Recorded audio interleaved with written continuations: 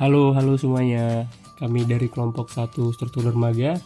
Kali ini kami akan memaparkan tentang hasil tugas besar kami. Sebelumnya, semuanya udah pada tahu belum apa itu dermaga?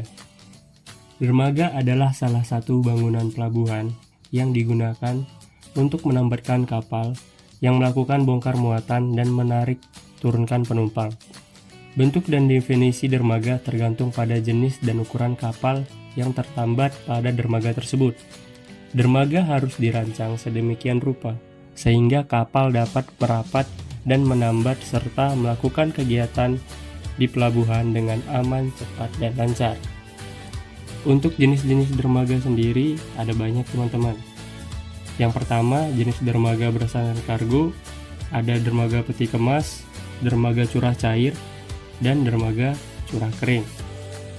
Untuk jenis dermaga berdasarkan struktur, ada dermaga deck on pile, dermaga bursting dolphin, dan dermaga pantai, serta ada dermaga quay wall.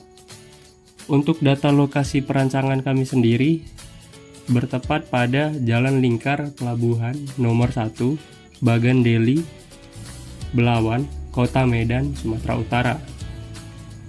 Untuk draft kapal dan data-data kapal kami dapat dilihat pada tabel, serta dimensi dermaga dapat dilihat pada tabel berikut.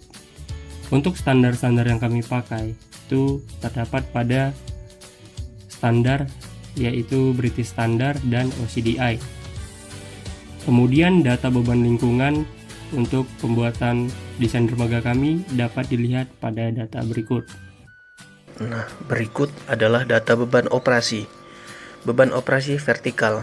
Yang pertama adalah truk dengan loading 28 kN per meter persegi. Yang kedua adalah kontainer 2 tumpuk dengan loading 36 kN meter persegi. Yang ketiga adalah mobil kren dengan loading 23 kN per meter persegi. Yang keempat adalah oil jetties dengan loading 20 kN meter persegi. Dan yang terakhir adalah offshore fender base dengan loading 100 kN per meter persegi. Nah, berikut adalah peletakan beban. Selanjutnya adalah analisa beban sandar. Dengan tidak adanya penilaian khusus beban tambat, tangga untuk kapal hingga 20.000 ton, perpindahan muatan harus disediakan di sepanjang dermaga terus-menerus dengan interval 15 meter hingga 30 meter. Kapasitas beban harus seperti yang diberikan yang memungkinkan lebih dari satu tadi dipasang ke setiap tanggak. Untuk kapal yang lebih besar dari 20.000 ton, perpindahan muatan, perhitungan spesifik harus dilakukan untuk menentukan kemungkinan beban tambat. Dengan mempertimbangkan jumlah pola karakteristik dan praketegangan dari garis tambatan. Yang didapatkan adalah jarak antar bollard yaitu 25 meter, panjang dermaga 360 meter, dan jumlah bollard adalah 14 unit. Analisa beban mooring pada struktur. Dalam metode ini, beban pada setiap titik tambat individu adalah sepertiga dari total gaya. Perhitungan beban mooring yang didapatkan. Beban transversal total didapatkan 4.788,6 kN. Beban lateral total didapatkan 208 kN. Beban mooring transversal didapatkan 162 ton. Beban mooring lateral didapatkan 7,08 ton. Beban mooring maksimal didapatkan 170 ton. Berikut adalah model struktur awal dermaga yang kami buat. Berikut adalah hasil running model preliminary. Unity check model preliminary. Didapatkan unity check lebih dari satu atau berwarna merah dan dikatakan runtuh pada struktur tersebut.